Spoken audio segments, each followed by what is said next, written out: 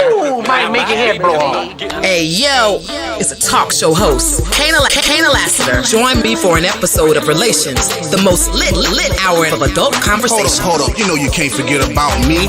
It's 51 Spade, alpha male G-O-D, one half of Relations. You wanna hear the truth? Can you handle the truth? It's where it's at, baby. It's where it's at, baby.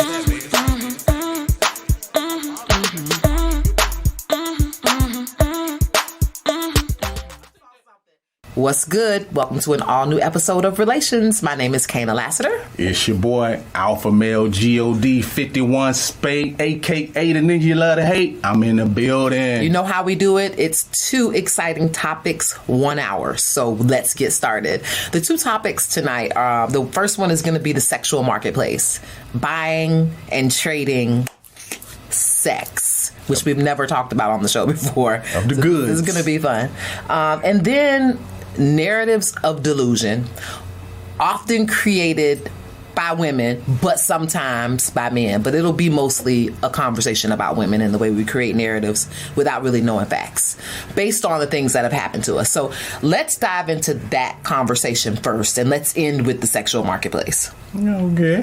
So we're going to start with delusional narratives, because I think I heard a show based on narratives. So I kind of have to explain what I heard for people to get the topic. So there are a lot of things that women have gone through that are very triggering. So let's say that you have a previous breakup and you found out you broke up because you found some really juicy information in your boyfriend's phone. So now going forward, after breaking up with that boyfriend, anybody that keeps their phone on lock is cheating. So you've created a narrative because there's a lock on a phone that this person is cheating. You've probably created when he's cheating, how he's cheating, and all this comes from previous pain. And those narratives, and they're only narratives because they're not based on fact. They're narratives based on your past. We don't know that that's currently happening, but we're creating really big fights over what could possibly be based on my past pain, which is really silly once you say it that way, because a narrative basically is a picture that you painted. Doesn't have to be based on anything factual. It's just your perception of what is happening or could be happening. And so when you say it like that, you wouldn't like anybody that you love to get arrested and them go to jail based off a narrative that someone painted without fact. So I think it's a very valid conversation to the argument today, as far as why men and women actually don't work based on their thinking patterns. I think that's one of the big thinking patterns for women, is that everything we really argue over or everything that really hurts is based off of some past pain. So the conversation is really about trauma, but I think we're like masking it in the word narrative because people can relate. You masking it. I'm saying the stories women tell themselves, they tend to try to make it true. And it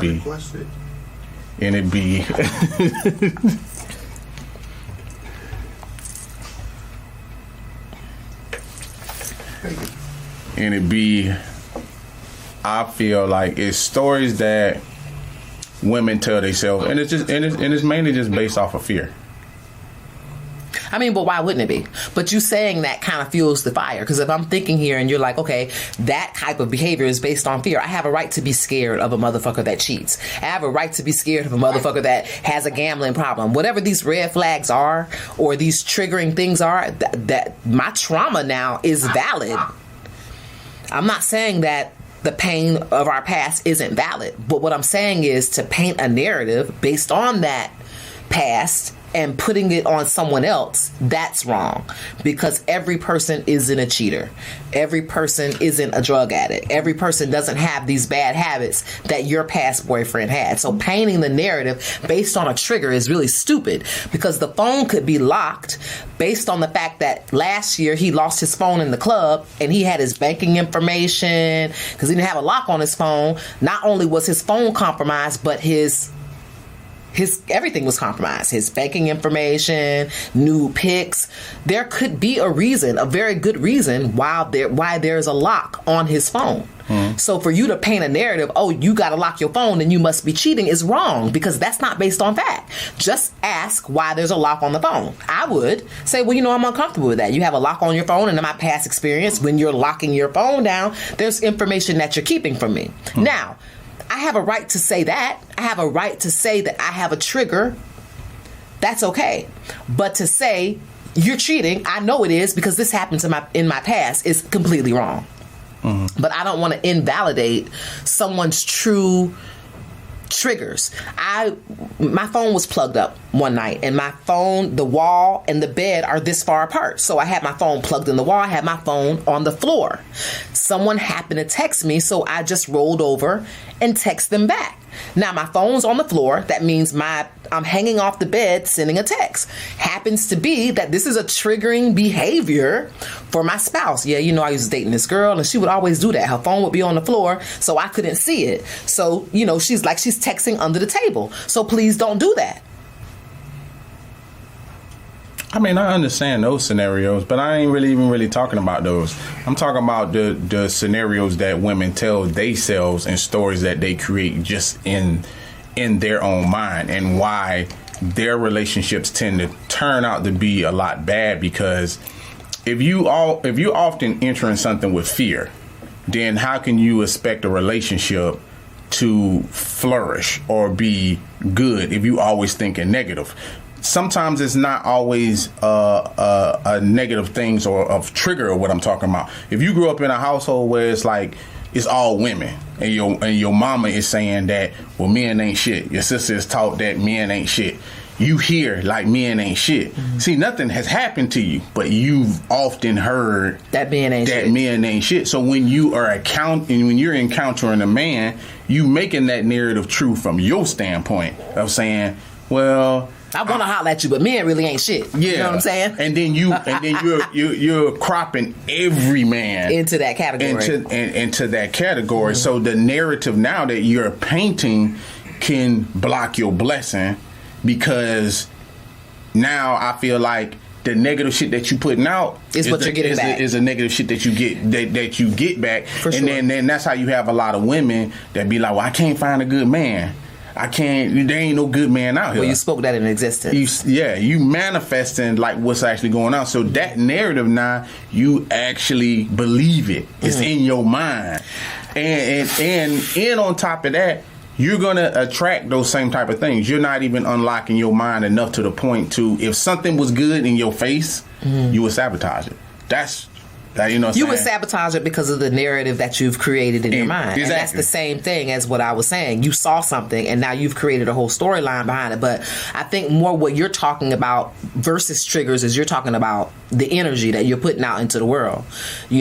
And I meet a lot of women like that, which is weird. That's what I'm talking about. Because it's kind of on the first meeting, I keep trying, and I was dating this guy, and he cheated, and, I'm just at the point where, I just know niggas ain't shit.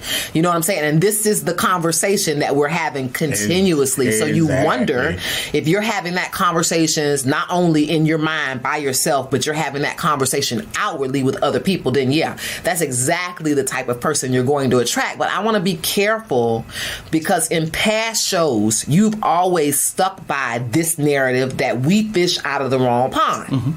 Now, if we're keeping that in mind, I heard alpha male say, we are fishing from the wrong pond. The only way I know that I pulled a fish out of that pond that you're talking about are the red flags and the triggers that you're trying to get me to ignore. By saying what you're saying. You understand that? It's you gotta find a healthy balance of knowing when to say, okay, I know that behavior is not conducive to a relationship. But we do that in everyday life. You know what I'm saying? Like, if I'm looking for, let's just paint a scenario. Like, if I'm looking for a wife and then I go into a strip club, I could probably leave out of there with a wife. By percentage-wise, that might not be true. I might leave out there with a hoe. Can you turn a hoe into a housewife? Would be the scenario of that. But a lot of times with women, if you just saying like, men ain't shit and I'm fishing from this pond, but you've never really dated out outside your block, neighborhood. You never traveled. You haven't went to another state. Like, I meet women a lot of times, ain't never been out of their city. Ain't never. So the men that's in there, you see what I'm saying? So let's just say, like, if they from the hood, they're not gonna meet a corporate guy. They can, but you're gonna have to at least get out of the hood to experience what men are, and a lot of times recognizing a man. Just because you're experiencing bat and balls don't mean that you know what all the players are like, because they're not the same. Like, there's a bunch of players that go to the NBA, but everybody ain't LeBron. Yeah. You see what I'm saying? Yeah. So could everybody meet a LeBron? No. Could certain people meet a basketball player that made it pro? Yeah. But it's different. That's apples and oranges. That's apples and oranges. Yeah. So you like, I stick by what I say. Like, if you fish from the same pond, yeah. But how many of them are taking accountability to say they know what dating is? Did they learn what dating is in the household? Are you from a household that's sitting there saying that, well, daddy wasn't shit, and his daddy wasn't shit, and the great-great-grand and grits and that motherfucker you dating ain't gonna be shit. So that's how they gonna look at it. Yeah. You know what I'm saying? And then they gonna believe that narrative, so they go into that. Like, just because I've dated women who have cheated, I don't go into meeting every woman in every day. Like, but you do watch for certain behaviors. So I want to be clear that that's not wrong. If it's wrong, then it kind of erases all the lessons that you've taught for 2 years sitting in this chair. I believe it or not, even when I say this, I don't look for them. They just pop up. Like a lot of times, I tell women this. A lot of women say, well, men and women can be friends. I don't really believe in that. But I say to every woman, if you think you can be friends, just call them one night and just say, I'm horny. Y'all are platonic friends. And see what happens. If he's a real friend, he'll turn it down. But how many of y'all gonna I don't know if I'm gonna test my homeboys like that, because I think they're gonna disappoint me. But if he's a real friend, you ain't gonna get your back broke. But you know, even though this is another topic, that's a sensitive space for me. Because I would like to believe all the guys that I say I truly love, like a brother, I would want to believe that if I got on the phone with them and was like, I'm horny, they would hang up on me like, bitch, you tripping. That's cool. You know what I'm saying? You would hope that they would say that. But what I'm saying, but it's not about that. What I'm saying is the opportunity is there. Like, just because you and somebody are platonic friends don't mean that it can always stay that way. So I want to be clear about what I'm saying. Like, if it's two men hanging out and then I'm saying I'm heterosexual, the chances of me and the man hooking up is almost zero. It should be below zero. Exactly. But now you take a man and a woman that are friends and then put them in the scenario of, could they possibly hook up? It's a 50-50. Your chances ain't zero. Yeah. The chances of you, because that's the thing. But that's just based on the fact that he has a dick and I have a vagina. That's all that's based on. That's not based on anything other than that's a woman and that's a man. That's why the chances are like that. No. Chances, the chances that what we be disagreeing about is, would he fuck? And if he was a true friend, he would just say, hey, no, I'm not your friend. But it's different for every woman, because you know why women say this shit a lot? When I hear women say shit like you say, is because you ain't spend your whole life walking around as a 10. Ask those women. You know what I'm saying? Like, there's some fat girls that can not get, you know what I'm saying? They could probably throw themselves at a man and they'd be like, nah, I'm straight. I'm good. You know what I'm saying? Right. But ask one of these girls out here that have to beat them off with a bat. Can I be friends with this motherfucker? You think that opportunity getting took? I really like you. And they gonna say the same shit like, well, you know, but what happened to our friendship? Friendshipsmanship. You know what I'm saying? Like, not friendshipsmanship. Yeah, you know what I'm saying? That's some playground shit. I'm willing to take that chance. You know what I'm saying? If my friendships don't work out, you know. That's fucked up. Like, that's what I'm saying. So I would believe in that. But back to what I'm saying, like, as far as like narratives, those things have a lot of women sometimes sabotaging like good scenarios and good situations. So even if you don't know how to vet a man, know the difference between a man, a player, a boy, and having that accountability for yourself, because a lot of women I hear saying shit like that, they will choose the worst scenario possible before a new scenario. Know why? That seemed like too much of a good thing over They there. pick familiar. And But I feel bad saying but that being in a familiar bad is wrong. relationship should not be familiar for women. Trauma. It's trauma. It's trauma. Yeah, like- we were just like- saying like- earlier, like you get abused people. You would think it would be the opposite, but that's not the way the brain works.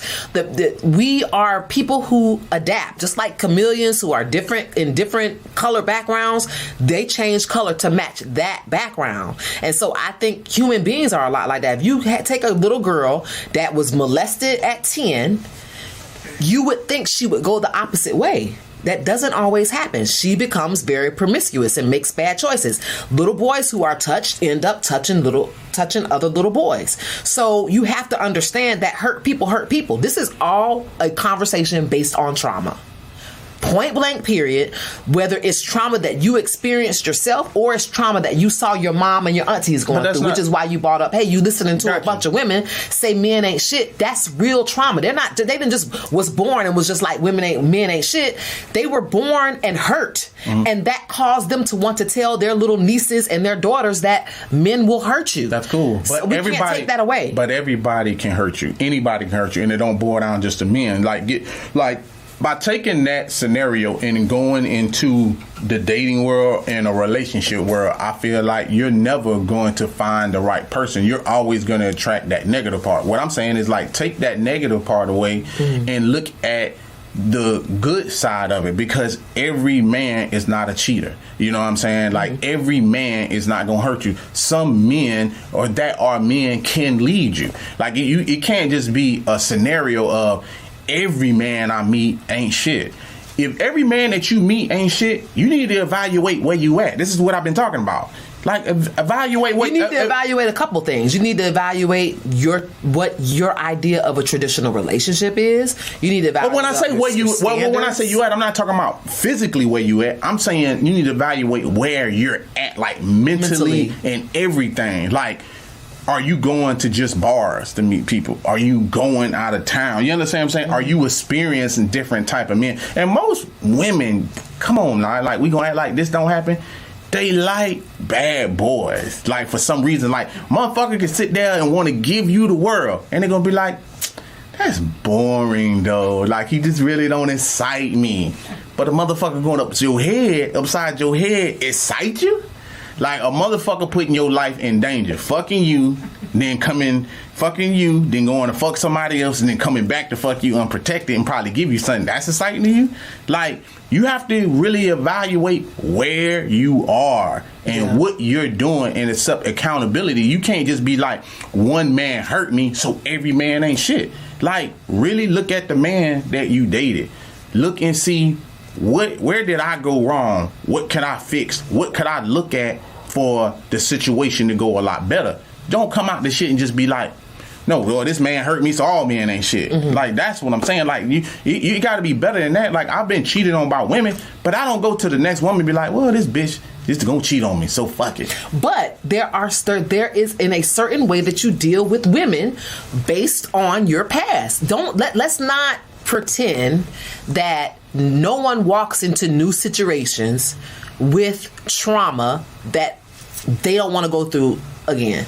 And so there are certain things that they look at or look for, and once they see it, they mention, hey, I don't like this or I don't like that. Not based on my feelings or my emotions or me being a weak individual, but based on where I've been and where I'm at now. This road looks familiar and I'm just not willing to take that path. I don't take that. Let's make a left instead of a right. I don't take that from you, but the thing about it is, when I meet a motherfucker, 9 times out of 10, you meet a motherfucker representative. When you very first meet the individual. So who you meet when you very first meet them, they're not gonna tell you hey, I fart, or hey, I curse a lot, or I'm a nymphomaniac. I play with myself every Wednesday, Thursday, and Friday morning. These are things that you find out over time. So even when I meet someone, I get that. Now granted, if I'll give a scenario. If I go somewhere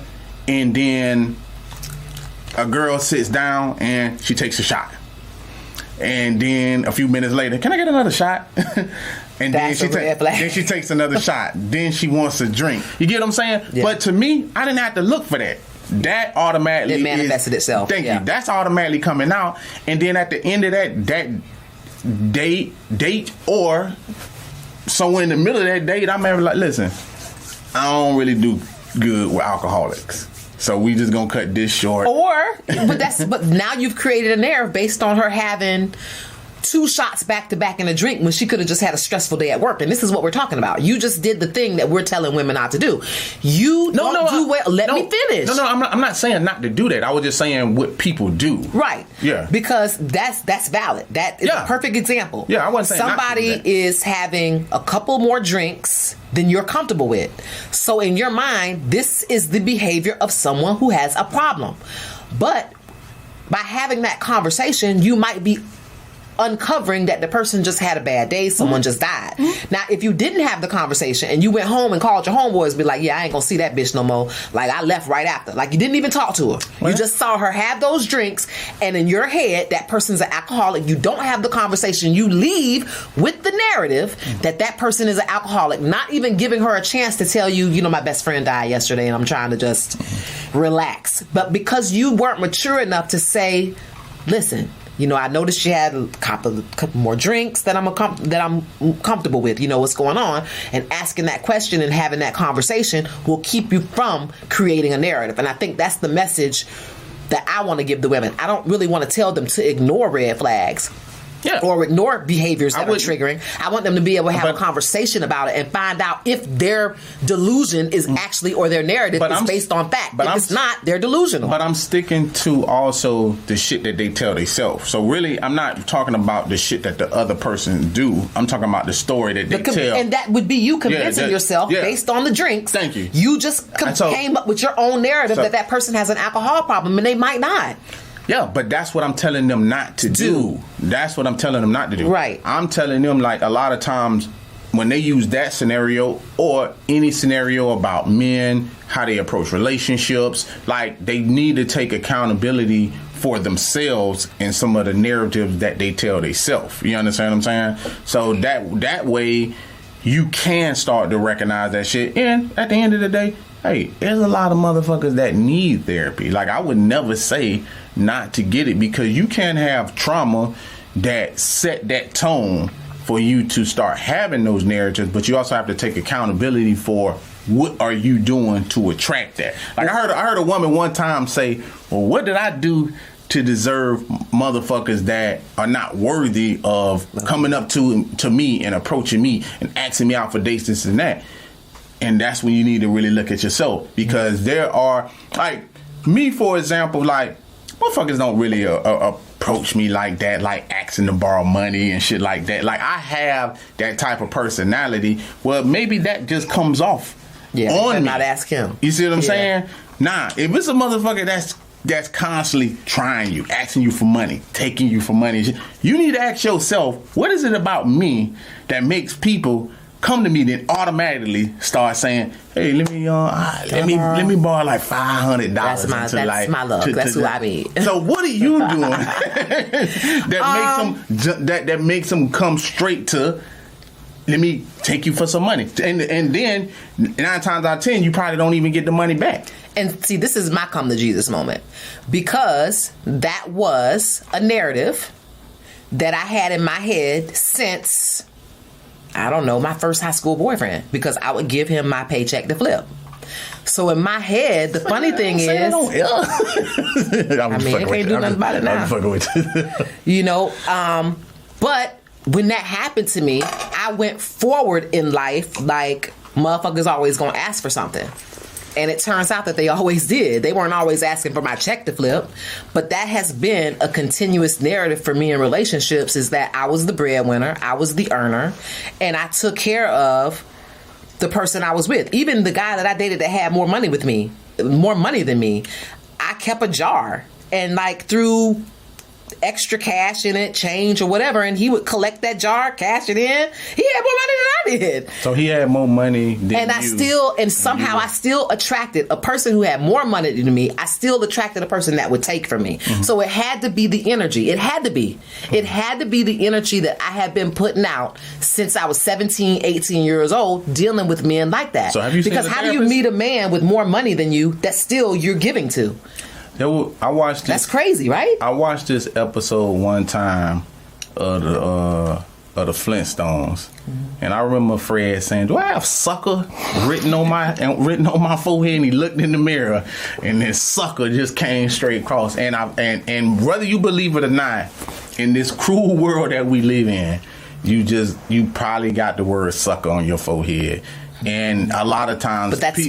And a lot of times that's energy is what it is. And a lot of times people can pick that up immediately. Like I can't say like how it comes off, but like when I meet people, I've met even my niece. This is a better example. My niece was like, I was scared to death of you, and I had to realize you're my uncle. So for some whatever reason, people say I'm intimidating.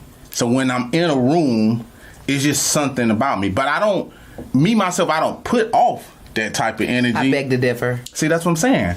But you putting off the energy like, I gotta have it, sucker. You know what I'm saying?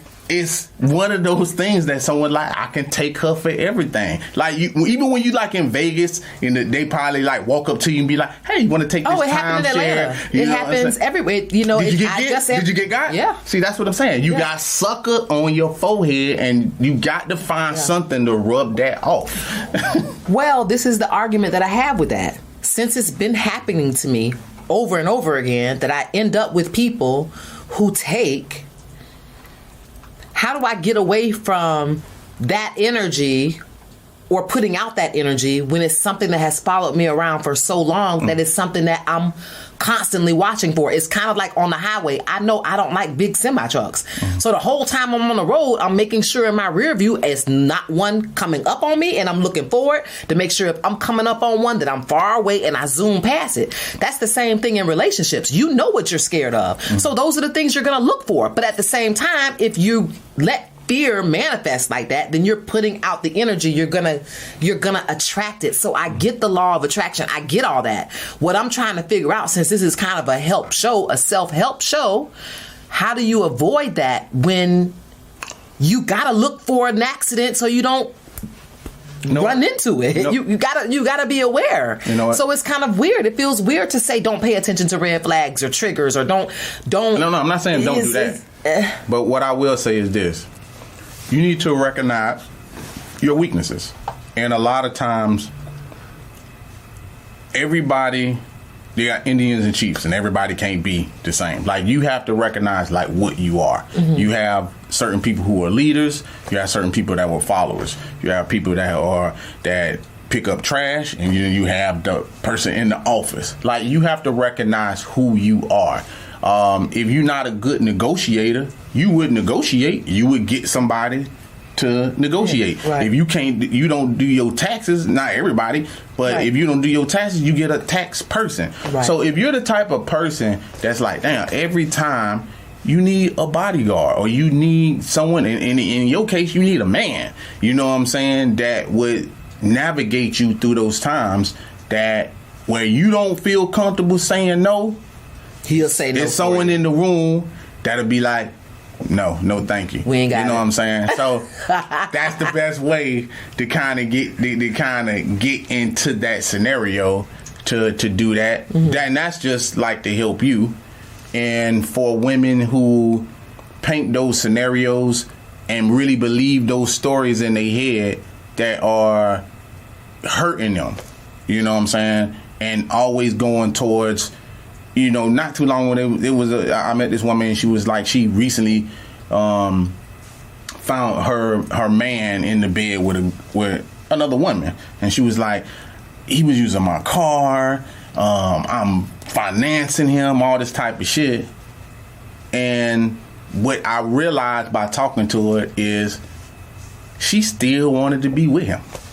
Even after all that shit, she was still trying to figure out a way to be with the person portrayed her like that. Yeah, that portrayed her like that. And to me, it's something wrong with you if someone has done you wrong and you still trying to figure out a way to get back to that.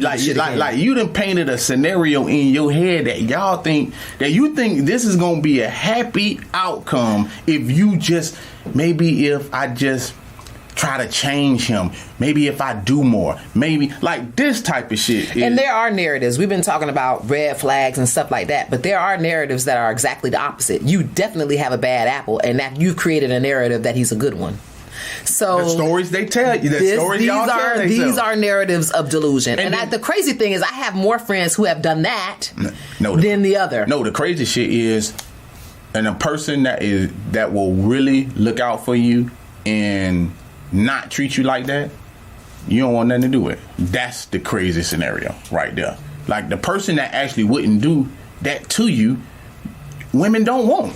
Yeah. Like the person that probably wouldn't cheat on them, help build a life, help people stop taking advantage of you, could be right in front of their fucking face. Mm-hmm.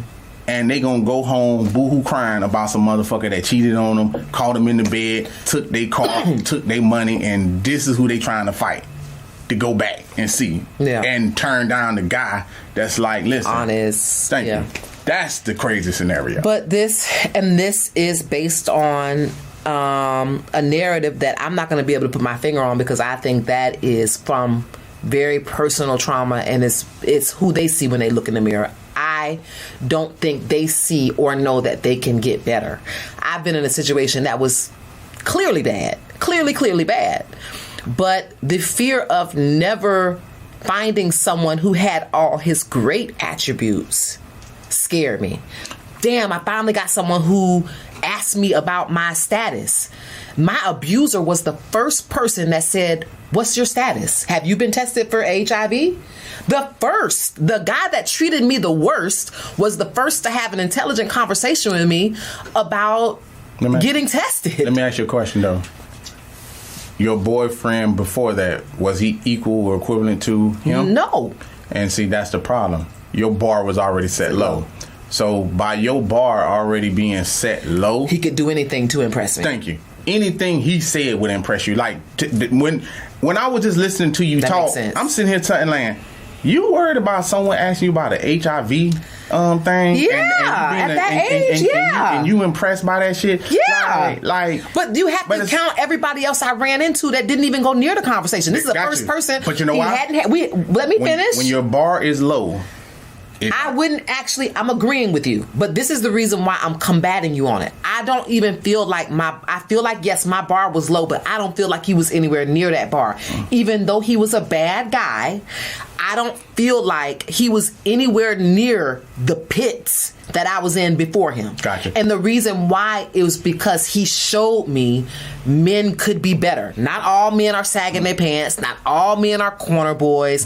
Not all men have bad credit. Not all men need to borrow your car. He was my first boyfriend. He bought me. I had 2 cars out of that relationship. I didn't buy either one. You know what I'm saying? My first big chain, my first bling, he didn't want to date nobody with bad credit. I didn't even know that was a prerequisite for having a relationship. Who gives a fuck about credit? I got my pussy get wet. I know how to cook waffles, bacon. What's up? At that age, it wasn't about my credit. He was the first guy that made me say, well, damn, what is my future going to look like? What should my credit score be? Let me go get tested for HIV. Let me get my ducks in a row. I was very young, and so those things weren't important. That's right. No, it had nothing to do with your age. You were not cultured and not educated. You had ignorance is bliss. Having ignorance. Damn, how stupid. Having ignorance, no. Ignorance and stupid is 2 different things.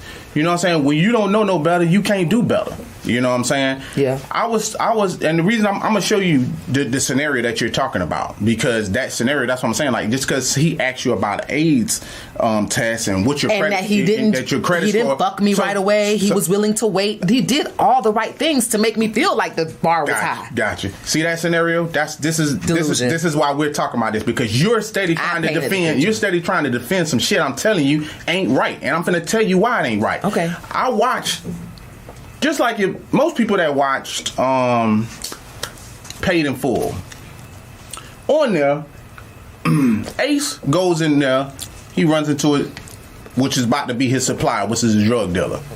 And he said to him, he said, "You're not a drug dealer." Mm-hmm. The guy looked at him and said, "Why am I not a drug dealer?" Mm-hmm. He said, "Because you're not flashy. You don't have a car. You don't." He was like, "That doesn't, how does that not make me, just because I don't have those things?" But his mentality about drug dealers is they're on the corner, because based upon just what he saw. Just because you don't see something don't mean that ain't what it is. Mm-hmm. So bring it full circle is that did not make him a drug dealer just because he wasn't flashy, just because he didn't have a fucking car. A drug dealer is a drug dealer no matter what. If he with a Benz or without one. Yeah, if he went to court, the judge is not gonna say, "Well, you really just don't look like a drug dealer." So just because he didn't look like a narcissist to you, don't fucking mean he ain't one. He was just smarter than the rest of the motherfuckers you dealt with. And you had suck on your head, and narcissists recognize that immediately. Yeah. They can pinpoint on what you are and what you can do for them, and make you feel worthless for not doing those type of things. That's why you in there getting a jar and shit for someone who make more money than you. He preyed on you. This is a dog-eat-dog world. Trust me, I know what I'm talking about. And that scenario, and I'm not taking away from that. I'm just kind of, I don't want to say I was defending him. I'm trying to defend myself from saying,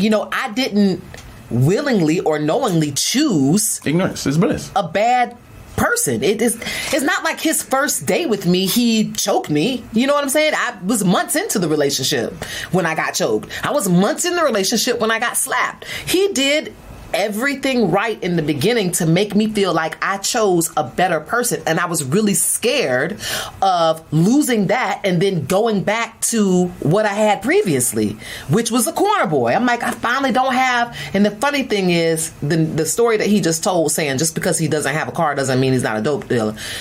This guy turned out to be a very big drug dealer. Yeah, he did his thing. But I didn't know that. I didn't know that because that's not what he sold. He sold intelligence. He sold good credit. He sold good health. And there was nothing about him that said, that he sells drugs. That wasn't even on my mind. Yeah, but being educated has nothing to do with where someone is on drug level status. Like that has nothing to do with it. Like, none whatsoever. An educated person is just educated. Like, they paint the scenario just in media that, hey, a dope boy looks like this, is on the corner, this and that. But those are not real dope dealers, because the dope dealers that they're really after are the ones you don't see. Thank you. Are so far up, and they don't be around or even do so. That's why I'm trying to tell you, like, your ignorance of what he sold you on, he already had pinpointed what you were weak at, and on top of that, you were young. So also by you being young, that's saying that a lot of that men go through, young and dumb. That's what you were. You was young and dumb, and there's nothing wrong with that. But when you recognize some of those things, that's when you were supposed to pull away from that scenario. And to paint a different scenario of what you were just saying, like, you was like, well, he didn't choke me like immediately. I had one of my homegirls tell me she met this dude, and he had money, wined and dined her, was took out for like 3 months. She never paid for anything, had a nice house, the whole nine. I was like, oh, okay, listening to her. And she was like, only thing that has not happened, she was like, sex hadn't happened. She couldn't get this, and the minute she said it, I got it immediately. And it was amazing to me that she couldn't get it. And I was like, well, he strung you along for that long is because that's the one thing about women. Women, when they put time into some shit, that fear of, well, I just can't walk away from this shit, is y'all down. Because our time clock is every time. Every day. Yeah. And then in the 2 months passed by, and she finally had sex with him. So this is 6 months that she landed in. And she was like, sex, he has the smallest dick that I've ever seen in my life. You see what I'm saying? So the flags and shit that she was missing was, He knew that already. And that's why thank you. This is why he was whining and dining you. This is why he was taking you out. This is why he wouldn't let you pay. He wanted to show you all his pros. Thank you. So he hit you with that one con, you don't go nowhere. Thank you. Because if he had that big dick energy, he would have been trying to fuck on the first night. Yeah. And she was trying to convince me, but no, he's such a gentleman. The narratives that women tell themselves that is not true is what we're here to talk about. Like, you know what I'm saying? And disappointed in 6 months because he got a little wee-wee. Yeah. You see what I'm saying? Yeah. He got big money, so which one you want? He can't have everything. You can't. And like I said, I do have more girlfriends that paint great narratives in bad situations. One in particular, it's like everything I would say, like, I don't know, girl, he's kind of young. Yeah, but he'd been to the military. He already did all that, girl. He's over it. I really don't have to worry about him. I'm really not worried about other women. Turns out he's a stone cold cheater. Not only like women, he like men too. Like, it's like, come on. Like, and you're right. It's the little things that we see that cause us to come up with these stories, grand delusions that, okay, it's fact that he's been to the military. That's fact. Okay. But you painted a scenario that he could not be a cheater and that he doesn't need all that because he's been to the military and he did all that already. That's not what he told you. He told you he was in the military and you just took that and ran with it. So he's traveled the world. He's done all that already, girl. That's not what he said, but you created that narrative based on the fact that he's been off to the army and done all this stuff already. Yeah, y'all need to stop creating stories in your mind because that ain't gonna work. Yeah. It's not. But we've all been there. We've all done that based on... I could probably say that. If I meet a guy that's in the military and he say, yeah, I served in the army, I'm going to go home and probably paint a great picture to my girlfriends just based off the fact that he's a retired Marine or retired Army. He could have just told me that alone. And off that one line, when I talk to my girlfriends, I met a great guy. He used to be in the Army, and everything else I say after that is kind of what I created based on that one statement. That's cool. And I think that's a woman thing. I think that... No, it's not. Yeah, I think it is. No, it's not. Because I heard Trina rap about how good she sucked dick and how good that pussy is and how wet. Come to find out, she say she boring. But I would have bought this line of bullshit that she was saying in these rap stories and Nicki Minaj and all these motherfuckers saying how good they pussy is, and they probably don't fuck like that, suck like that, can't deep throw the can, nothing. You know what I'm saying? Well, I can't deep throw the can. Well, shit, maybe you need to learn. You know what I'm saying? Shit. So I'm just saying, don't be painting them type of scenarios if that ain't what it is. Got me all hyped up. Deep throw the can. Yeah. Well, damn. I just thought about the bottom of a can. I'm trying to figure out who can deep throw that. Hey, she said it, so I want to see it. So that's what I'm talking about. I think it's time to switch topics. Let's talk about the sexual marketplace, which is a great segue after being able to, anybody that can deep throw the can is worth the money. We're going to talk about the sexual marketplace. This is going to be weird for me because I'm a woman and we're talking about selling sex. Well, really, at the end of the day, the reason that it came up is because I was looking at this meme and the dude was basically saying, like, look, I pay for pussy. You know what I'm saying? Like, at the end of the day, I really don't got time to be whining and dining and hanging out with females. I got more money where I just want to bypass all that, and I would want to just straight pussy. I just want to straight pay for it. Mm-hmm. And when I was listening to the scenario, now when I was coming up, that's called tricking. You know what I'm saying? Yeah. And when I was coming up, that used to be frowned upon. But eating pussy used to be frowned upon too. So you know what I'm saying? Yeah, sucking dick. Chicken head. You know what I'm saying? Chicken head. the whole thing. So now it put me in a place where I'm like, damn, things have, I don't want to say drastically changed, but like now people are more open about like what they'll sell and what they'll buy. You know what I'm saying? So now it's like a sexual marketplace of, now it's like, people don't mind being tricks and people don't mind being hoes. Mm-hmm. Like, this is the narrative that we're all in now. It's like, this is a sex world and everything is built upon just sex. Like, women now want to sell sex before more anything and more comfortable being in a sexual marketplace for that. We have OnlyFans where who knows what's all going on in that. I haven't even peeked into one, but I'm like, I'm also old school because I'm like the one like, hey, well, I'm gonna pay for water when water free. You know what I'm saying? And the same thing, I feel that way with the OnlyFans and some of those scenarios that go on. But there are men out here that they buy those type of things. Because I even had a conversation with my homegirl, and she was like, well, a lot of men get pussy. I'm like, a lot of men don't get pussy. That the percentage of that is real low. Just because you think men out here like slaying females just because they act like it ain't really like that. Like, who's keeping OnlyFans and all this shit like afloat is nerds. Like, that's who buy into that shit.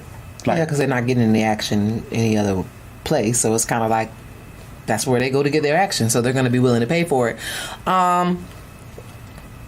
So what do you feel about the scenario about men just buying instead of wanting to wine and dine and all this type of shit? Like, I want to get straight to the action. What's your number? What is your number? What's that movie where the dude paid for his wife? Indecent Proposal. Yeah. Mm-hmm. Yeah. I'm on the fence, to be honest. It's probably the first topic that I'm going to be on the fence about. Now, if you'd have caught me, I don't know, 6-7 years ago, there would have been nothing you could say that would make me say, you know, buy pussy, sell pussy, doesn't matter. Mm-hmm. I've changed a bit. Just a little bit. I'm a little bit more liberal when it comes to that thing. There's a market for it, and I'm a salesperson. I don't want to sell no pussy, but people are buying it. So those that want to sell it, they always been buying have at it. That shit been selling since the beginning of the time. Right. But when it comes to me personally making that decision for my life, I'm kind of iffy about it. I don't feel like that if I paid a woman or a man that I'm going to be sexually satisfied based off the fact that I paid for the shit. But given my past, I paid for it. Given my past and the conversation we just had, so why'd you pay for it? I paid for it. So why'd you pay for it if you felt like you weren't gonna be satisfied? Okay, so wait. Are we talking about me physically saying, hey, I want to fuck you, how much? Or me saying, hey, come be my boyfriend, and then all your bills are paid, your daycare is paid, your car payment's paid, because it's essentially the same thing. And that's where my mind is going. You paint your own scenario. I got to paint your story. But so since we're talking about the sexual, I was asking you what you mean. You asked the question. I'm saying, so no. Which one are you going? Which both. One are you talking about? Cover both. But me personally, in the life that I'm into, and if I'm in Vegas, I'm on vacation, or I'm at the strip club and I'm trying to do an after party, everybody's not going to come because I got a pretty smile. Everybody's not going to be like, girl, you smell good. Where are you going after you leave here? You know what I'm saying? I know that. So sometimes if you're looking for something definitive, you know what you want and you got it, why not? I've been in that situation where it's like, I want to take her back. You know, but it also depends on where you are. If you're in the strip club, that's an appropriate conversation to have. If you're at the Starbucks and this bitch is making you a coffee, it might not be cool to ask her how much it costs to have her at the house after she gets off. So it just depends on the situation. If I'm around those people creating those narratives, strippers, sex workers, people on OnlyFans, then I don't have a problem with it because that's the position that they put themselves in. They're selling and you're buying. Well, two things. You're a woman and you don't really have money like that. So that would probably be the two things of why that don't happen.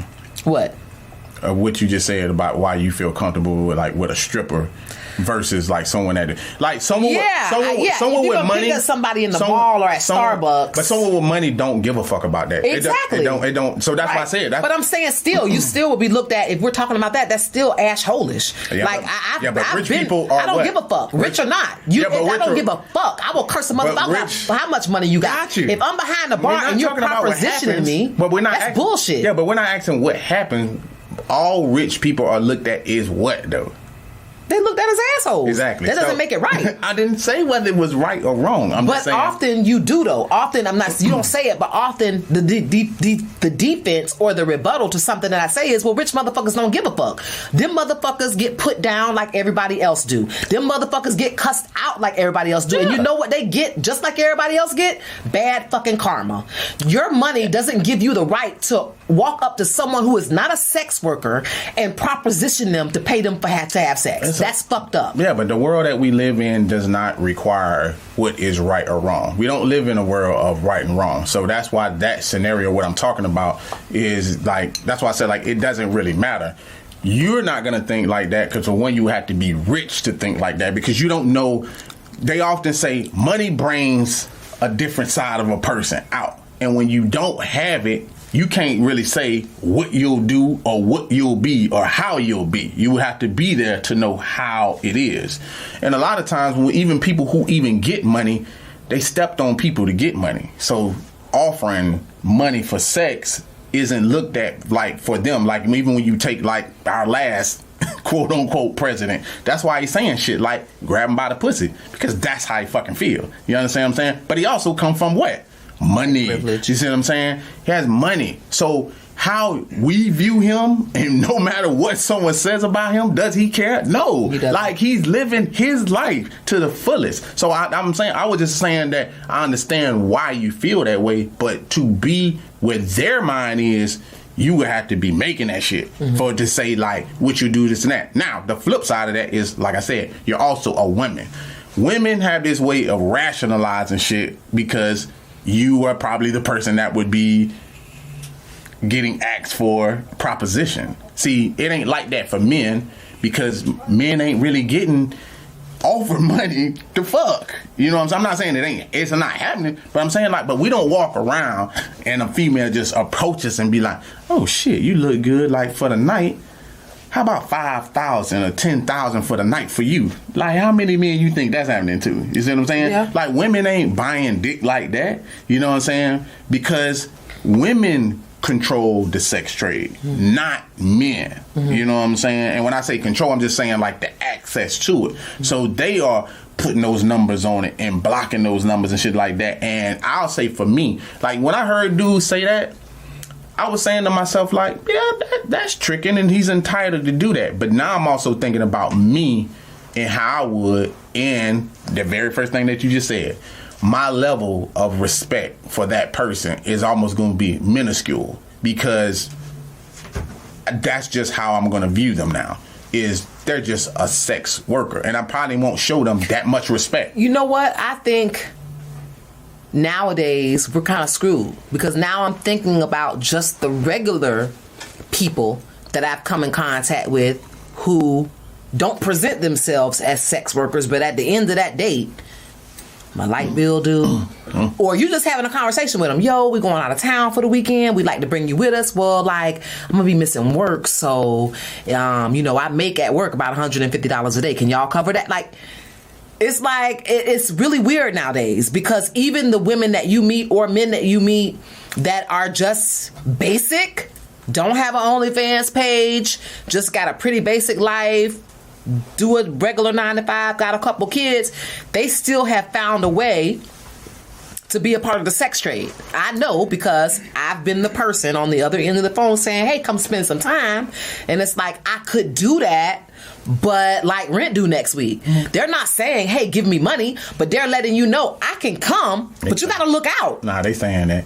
They do, like, that's the thing about females. Females low-key hoes. And all day. And just because you don't even bring that type of shit up in regular conversation. No. Like, you know what I'm saying? Like, if I'm saying, like, take you out, like, that shit ain't got nothing to do with how we get from me take you out to a bill. You understand what I'm saying? Like, them shits don't go together. So for me, that's what I'm saying. And then that clicks my mind. And immediately I feel like, I don't really owe this shit, like, no gentleman respect. Like, at this point in time, if you acting like a hoe, I'm going to treat you like a hoe. So, now, the rest of my shit is out the window. This is why it's upsetting to me. This is why it's upsetting to me. I treat people very well. What do you want to drink? What do you want to eat? I might have their favorite drink and food at my house. I treat people very, very well. So, to me, if I'm already treating you, you already got all these treats. Don't you think the longer we spend time together, the more treats you get? What puts you in a frame of mind where you think you gotta ask? That pisses me off more, because I get it. I get that we have single mothers. We might be taking off of work to do this. Time is money. I get all that. That's what type of energy the world is on right now. I get it. But it's almost like having no couth. It's like knowing you don't drink nothing but bottom shelf vodka and then walking into the room with Belvedere and be like, yeah, I want that. Bitch, you know you drink Absolute. Leave that Belvedere alone. You don't know nothing about that. It's cool you want to try it, but don't lose your mind. Don't drink the whole fucking bottle. You don't even drink Belvedere. You don't even drink Hennessy. You don't even drink Douce. You're only drinking it because you're in this place and you know you might not get it again, so give me more, give me more. I feel like that's how I'm treated. If a woman comes to my home and I got this and I got that and I got drinks and wow, this is great. And at the end, it's like, or at the end, or in the beginning, or the next day, it's always, can I have, or I need, just based on what they saw that I have. You understand what I'm saying? And that is more aggravating than you being straightforward. I'd rather deal with a stripper at the club. It's like, look, I'll go home. Yeah, it's going to be $300.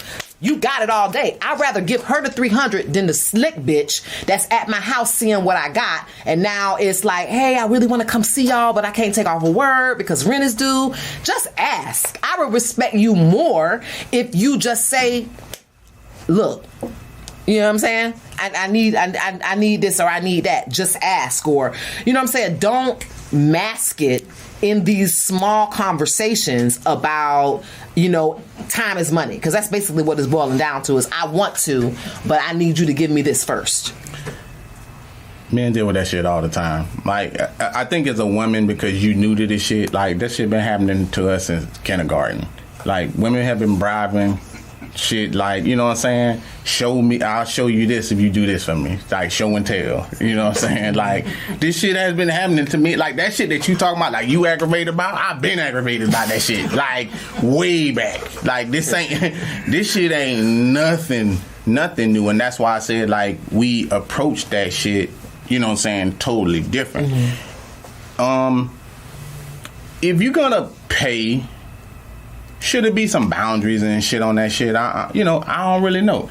I can't really say if it's going to be boundaries or anything of the sort. There shouldn't. You should be in a relationship. If you're dating, if you're a sex worker, this is not about you. If you're a sex worker, do your thing. I don't have a problem. But if you're out there dating... But I don't want to go the route of relationship. I just want to stick it as far as like just dating. Yeah. Dating. Yeah. I just want to take you out to dinner. I just want to, we're still in the beginning stages.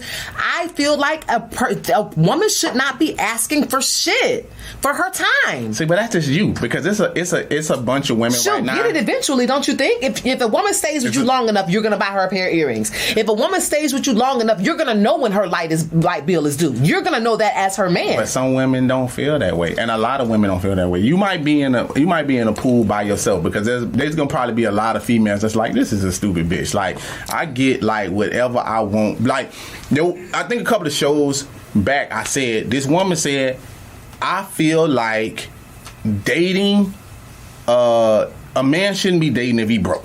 Like, she only date men that's willing to pay her rent, pay her car note, like, do that type of shit. She like, I'm losing time. So if I'm losing time, then you need to be paying for this shit. Right. You get what I'm saying? Mm-hmm. And low key, I'm like, she has the right to feel that way. But I also want you to know that there are men like me that feel like if I'm paying all that shit, all that gentleman shit is out the window with me. You know what I'm saying? Like, now I'm treating you like a sex worker. Go here, go there, do this. Don't say that. Don't say anything. Open up. Let's get it on. You have no options at this point in time if I'm paying for the shit. You didn't want to wait for the gentleman shit to go through, so now you have entered Star Trek. You know? And I'm on light speed. So at the end of the day, like, if you want to do that, that's fine. I didn't have a problem with what he said at all. I like, there was a time, and then you come into different stages. There was a time when it used to be like, hey, you don't pay for pussy, but like you said, at the end of the day, at some point in time, you are paying for pussy. Like, you paying for rent, you paying for a light bill, you're paying for gas, something come up short, you chipping this shit in. You know what I'm saying? Like, really, it happens eventually. It's modern day prostitution. You know what I'm saying? like when a woman really wants some shit, come here, baby. You know, you gonna get a good dick suck. Like, you don't even know why you getting it, but you know something's coming. I feel like they're just, I get it, this is the world we live in. I just feel like they hustling wrong. You know, just recently I had a friend that she had messed with this girl previously, but it was for money. And then about 2 years later, she reached back out to the girl. She was like, I really like you. Like, I want you to come be my girlfriend. And the girl was like, girl, I thought you'd never ask. And she said that, you know, she came over one time. And then after the one time, when she called her again and started asking her, she started bringing up the money thing. Like, I already came over there once for free. And the person was thrown off because I didn't ask to buy vagina. I don't have one for that. I didn't ask to pay for pussy. I asked to date you. Okay. And she pretended like, okay, yeah, we'll date. But she still wanted to get paid. Now, this is the thing. I don't think my friend is ignorant. I think she would have helped, but she wanted to see if the girl was going to be her girlfriend, loyal person. She saw all the time, but she was still hoeing, though. She had to be because she chilled with her one day, and then the day after, when she started, well, when am I going to see you again? She was like, well, what you going to do for me? Well, being a girlfriend and a trick is not the same. Yeah, but either you tricking with the bitch or you dating the bitch. Which one is it? Yeah, but see, from the old school, a lot of times now, like a lot of women, to be perfectly honest with you, a lot of women now don't have that type of emotion how they used to be. They feel like men can do shit, so can we. If men can treat women like shit, if they can get away with some treating women like shit, we should be able to get away with treating. And then you said the key thing earlier in the segment: hurt people.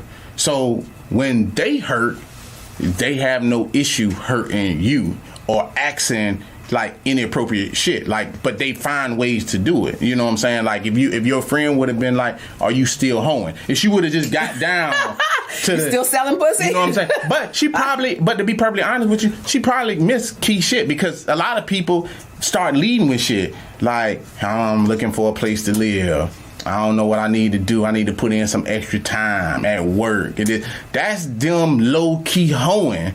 Throwing that fish line. Now, when you just said that, every listener, I feel like, has remembered a moment where someone has done that to them because it's so popular. It's like in the first day, the first conversation, you know, things been rough. I just lost my job. It's like, bitch, we just met. Like, can I hear the great things about you? Well, can I hear about your passion and your ambition? Like, the first thing you want to say is, hey, and I need $40 to keep my phone on. Yeah. That's crazy to me. Yeah, but see, that's female. See, a lot of times, at least with men try to hide that shit as long as they can. You should. You know what I'm saying? Like, I tell women all the time, like, you coming to me with all this bad, like, I don't do too well at listening to a bunch of drama and shit like that. I don't like reality shows and shit like that. This is why I heard, when I'm hearing, I don't know if anybody out there watches any other relationship podcasts, but I've been watching one in particular where the moderator is saying to women,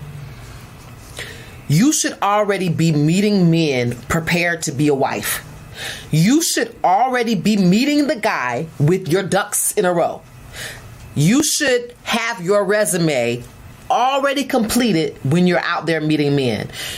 A lot of women are meeting men in the struggle and trying to get somebody to help them in the struggle versus being in the struggle by themselves, getting all their ducks in a row, then meeting a man and having that presentation rather than, you know, I mean, I'm on my dick, but I still want to date you.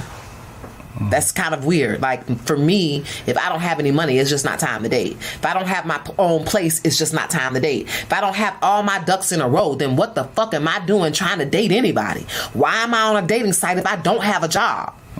Why am I in the club if I sleep on my girlfriend's couch? You are not in the market. Some people, I'll say this.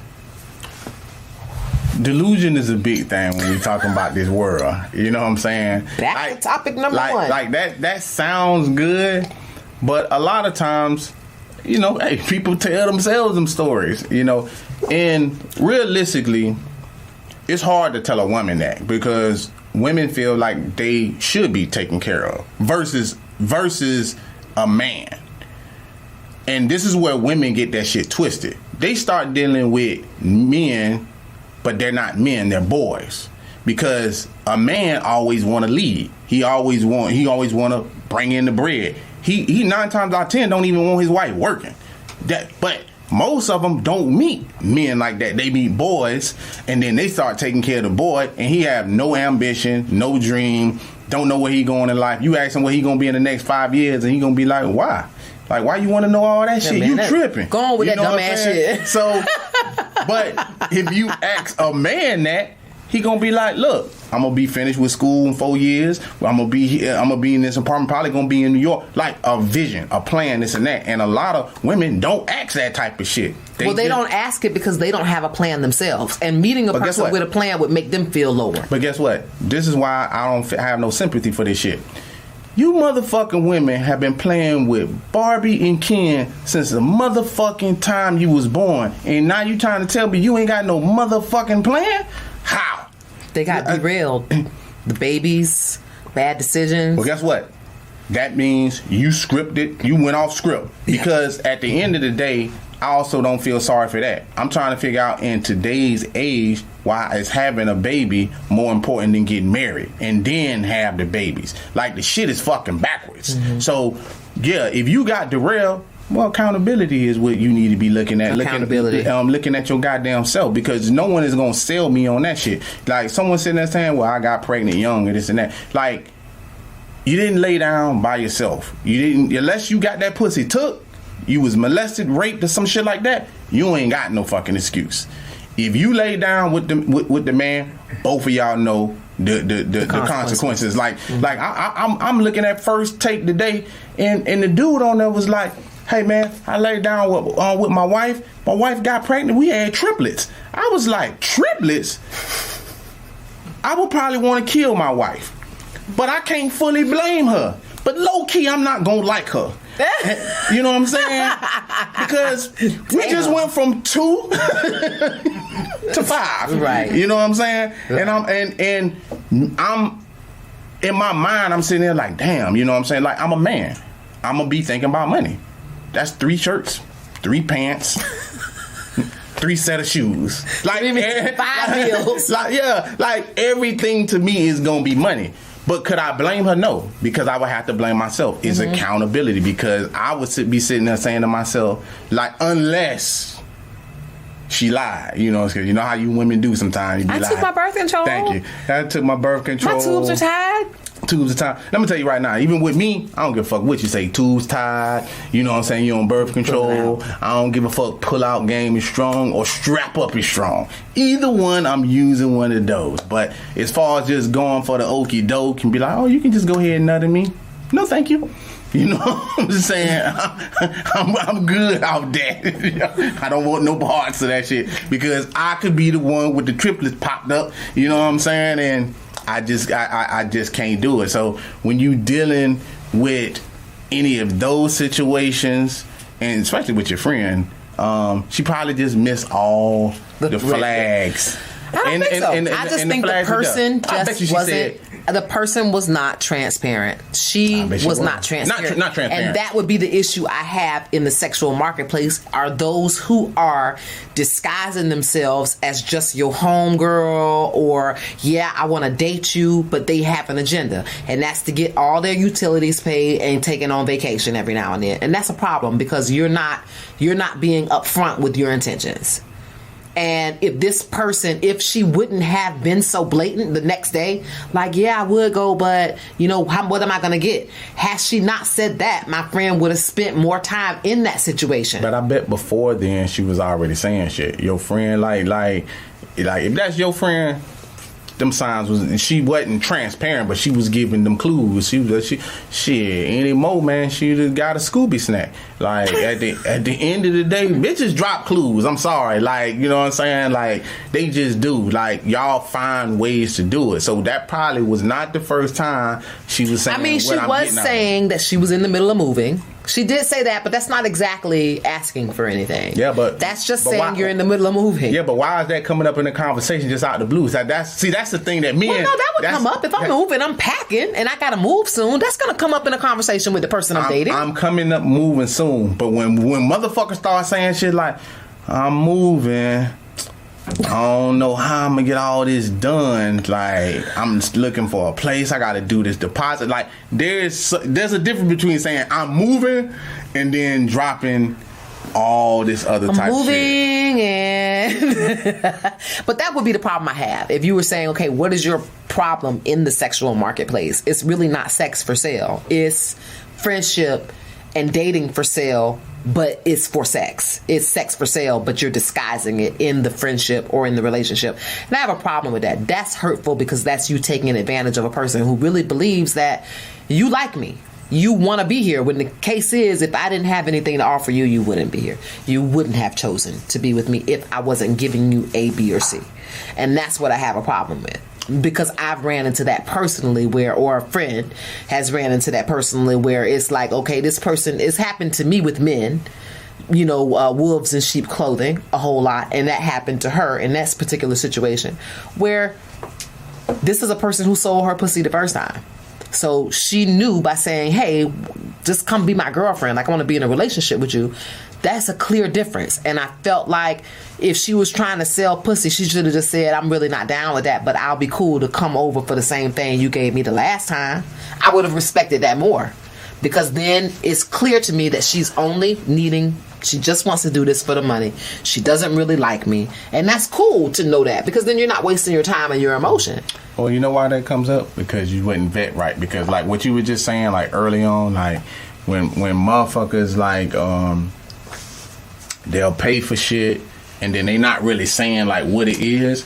That's why I said like I prefer the asshole to be the asshole, because see, he doesn't have a problem saying, look, I just want some pussy. I don't want to take you out. I don't want to do all that shit. Mm-hmm. I don't want to hear you talking. I don't want to do, and see, as a woman, you'll be like, well, that's some asshole shit. But see, he didn't bypass all that your friend wanted, that transparency. See, that's the difference between that and an asshole. See, with the asshole, you know what you get straightforward shit. There is no, I think he tells you exactly like what it is. Mm-hmm. Now, it might be a little offensive, but he tells you what it is, and then we go from there.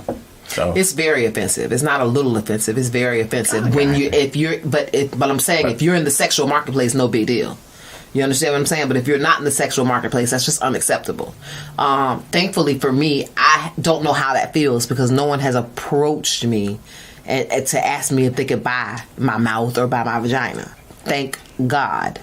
You know what I'm saying? Because that would be pretty hurtful, because like you said, I would check myself and say, what is it about me that gave off this energy that I need that much money that I want to suck your dick to get paid? Yeah, but sometimes it ain't really about that. It's not about like whether you need it or not. It's about the person and they want it that bad that they willing to pay anything for it. I'm not saying that's a right or wrong thing. Like listening to you talk just then, I felt you, and then but also in the same swoop, I was like, you probably wasn't that attractive for someone to offer money, like a lot of like a lot of times, yeah, like a lot of times there's different weights in life for different people. Like people don't pop pussy from everybody.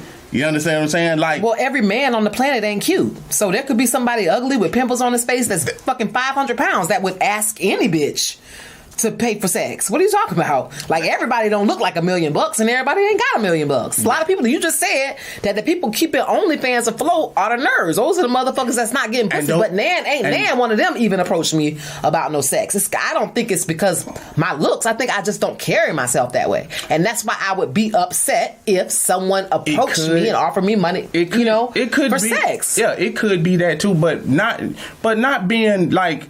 Some people grow into their thing. So what I'm saying is, like, you could look one way at one point in time where someone don't really desire you is like that. There are some women that men meet that they just see as friends. That's my homegirl that, just cook fish. You know what I'm saying? She good to hang out over, say at the crib. It's saying like, but there are some women who grow up very attractive looking even as kids, and that's what they ooze. They just ooze sex appeal, so they're always used to people hitting on them, and those same women gonna get off with shit. You see what I'm saying? But if you like, you know what I'm saying, not that type of woman, you know what I'm saying, you might not get off of that, or you could be putting off grandma energy, auntie energy. You know what I'm saying? Yeah. Like it like if everybody don't exude sexuality.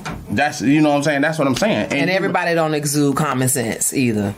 That's the episode of Relations for today, guys.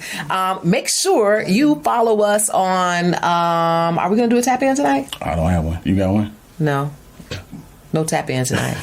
Make sure you follow us on the Relations podcast page on IG. For most of you, this is our first time going live during the show.